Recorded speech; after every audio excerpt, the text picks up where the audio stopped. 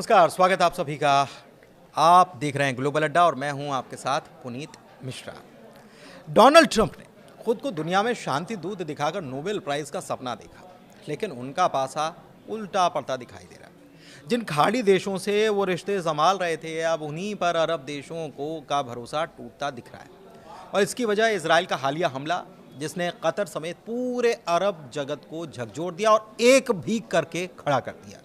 हाल में इजराइल ने कतर की राजधानी दोहा में एक इमारत पर मिसाइल दागी और इसमें ये कहा गया कि हमास के नेता ठहरे हुए थे, हमने उनको टारगेट किया। आईडीएफ ने इसकी बाकायदा जिम्मेदारी ली, इजराइल ने इसकी जिम्मेदारी ली और कहा कि हम ऐसा करते रहेंगे। तो इस हमले में न सिर्फ हमास के बड़े चेहरे मारे गए, बल्कि कतर का एक सुरक्षा अधिकारी भी जान गंवा बैठा। इसकी वजह से कतर समेत सारे अरब देशों में गुस्से की आग भड़क गई है। सबसे बड़ी बात क्या है? सबसे बड़ी बात यह है कि कुछ कतर हुआ, मिस्र हुआ, ये ऐसे मुल्क हैं जो कहीं ना कहीं कोई कॉन्फ्लिक्ट है उसे ख़त्म कराने के लिए अपनी तरफ से मीडिएटर की भूमिका या मध्यस्थता करते हैं। और ऐसे में यहाँ पर भी मध्यस्थता की ही भूमिका कतर निभा रहा था। सवाल ये है कि जहाँ पर मध्यस्थता हो रही हो, जहाँ पर किसी चीज़ का हल निकाला जा रहा हो, उसके बीच में क्या कोई एक मुल्क, दो मुल्कों जिनके बीच में लड़ाई चल रही हो, क्या उसमें एक व्यक्ति वहाँ पर मध्यस्थता वाली जगह पर हमला कर सकता है? सवाल ये भी है। और क्या नियमों के खिलाफ नहीं होगा? क्या इसे ठीक माना जाएगा? अरब मुल्क इसी को लेकर नाराज़ हैं। अरब मुल्कों का गुस्सा सिर्फ इजराइल से नहीं है, बल्कि अमेरिका और ट्रंप से भी काफ़ी है। उनका ये भी कहना है कि ट्रंप को तो पहले से सब मालूम था, लेकिन उन्होंने नहीं रोका और न ही कतर को इसको लेकर कोई वार्निंग दी, चेतावनी दी। इजरायली अधिकारियों ने साफ कहा कि हमले से 1 घंटा पहले नेतन्याहू ने ट्रंप को जानकारी दे दी थी। ऐसे में सवाल ये है कि अगर ट्रंप सच में मीडिएटर थे तो उन्होंने कार्रवाई रोकने की कोशिश क्यों नहीं की? क्योंकि ट्रंप की तरफ से ही ऑफर आया था हमास के पास, और हमास के लीडर्स इसी को लेकर, शांति वार्ता को लेकर वहाँ पर कतर में जाकर बैठे थे। और वहाँ पर हमला हो जाना, ट्रंप को पहले से 1 घंटे पहले मालूम हो जाना और ट्रंप का इसको न रोकना, ये क्या बताता है?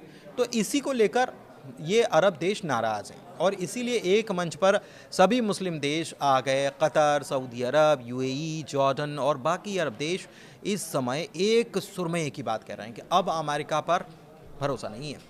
ये वही देश हैं जो अमेरिका के लंबे समय से सहयोगी रहे हैं। ट्रंप के राष्ट्रपति बनने के बाद अरब देशों ने अमेरिका में खरबों डॉलर का निवेश किया है, हथियार के सौदे किए, यहाँ तक कि अभी आपको याद होगा कतर ने ट्रंप को एक लग्जरी बोइंग 747 गिफ्ट में दिया।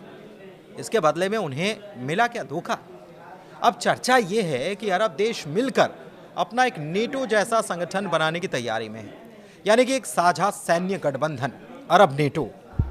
अमेरिका का संगठन नेटो है, जिसमें उसके साथी देश हैं और 32 देश है सब मिलाकर। ज़्यादातर यूरोपीय देश हैं। ख़ास बात यह है कि अगर किसी एक देश पर इसमें हमला होता है तो युद्ध लड़ने के लिए फिर सारे देश एक साथ आकर खड़े हो जाते हैं। अब इजराइल के कतर पर हमले के बाद अरब देश भी यही कह रहे हैं कि वो भी क्यों ना एक ऐसा संगठन बना ले। मिस्र ने 10 साल पहले, साल 2015 में ये सुझाव दिया था, लेकिन शिया सुन्नी मतभेद की वजह से ऐसा हो नहीं पाया। यमन की सरकार के खिलाफ हूती विद्रोहियों ने हमला कर दिया। ईरान हूतियों के साथ था। ये अरब देशों के नेटो टाइप का संगठन बनाने की बात सुन्नी देशों की थी और उसके लिए ईरान खतरा था, जहां पर शिया ज़्यादा है। लेकिन दिलचस्प बात यह है कि ईरान मुस्लिम एकता की बात करता नजर आता रहा है। ईरान के अलावा उनको आईएसआईएस का भी खतरा था। अल कायदा के बाद कट्टरपंथी आतंकी आईएसआईएस में शामिल हो गए, तो उनसे भी इस सभी देशों को निपटना था। और उस वक्त अमेरिका के प्रभाव में अमीर अरब देशों ने मिस्र की बात पर वैसा ध्यान भी नहीं दिया। लेकिन अब जो कतर में हुआ है उससे सब हिल गए, सबको एक कर दिया है। अमेरिका की दोस्ती में दगा पाने के बाद वो अपना इंतकाम खुद कर रहे हैं। इस बार सभी इजराइल के खिलाफ एक हो गए हैं। मिस्र के पास इसमें सबसे बड़ी सेना 4 लाख सैनिकों की है। सऊदी अरब के पास करीब 2.25 लाख सैनिकों की सेना है।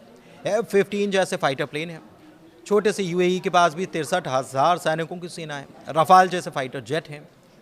इराक, ईरान और बहरीन ऐसे देश हैं जहां पर शिया सुन्नी दोनों मौजूद हैं। अच्छा, बड़ी बात यह है कि अगर ऐसा होता है तो बिल्कुल सब कुछ बदलने वाला है, राजनीतिक संतुलन बदल जाएगा। ये सब एकजुट हो गए तो पश्चिम एशिया का पावर गेम भी बदल जाएगा। और ये बिल्कुल नई बात तो है नहीं, 2015 में यमन संकट के दौरान भी ऐसा संगठन बनाने की बात उठी थी, लेकिन आपसी मतभेद के चलते ये सब कुछ ठंडे बस्ते में चला गया था। लेकिन इस बार हालात अलग हो गए। अमेरिका पर सबसे बड़ी बात की भरोसा टूट चुका है और अरब मुल्कों को ये लगने लगा है कि अब सुरक्षा की गारंटी उन्हें खुद ही लेनी होगी। अगर अरब नेटो बनेगा तो इसकी असर सिर्फ पश्चिम एशिया तक सीमित नहीं रहने वाला। ये गठबंधन रूस और चीन की ओर भी झुक सकता है और इससे अमेरिका की मुश्किलें बढ़नी फिर तय हो जाएंगी। इस पूरे समीकरण में पाकिस्तान भी कूदने की कोशिश कर रहा है ताकि इस्लामिक कार्ड खेलकर उसका फायदा उठा। साफ है कि कतर पर इजराइल के हमले ने सिर्फ एक देश को नहीं बल्कि पूरी दुनिया की राजनीति को हिलाकर रख दिया। सवाल अब यह है कि क्या अरब देश वाकई अमेरिका का साथ छोड़कर अपनी राह चुन पाने के रास्ते पर तो हैं, लेकिन क्या चुन पाएंगे? क्या उनका खुद का कमिटमेंट अपने से इतना हो चुका है? क्या एक हो जाएंगे? शिया सुन्नी वाला मसला तो अभी भी है। क्या ईरान को साथ में ले पाएंगे? उसकी भाषा बोल पाएंगे? सवाल कई सारे हैं और इनका जवाब भविष्य में छिपा हुआ है। धन्यवाद।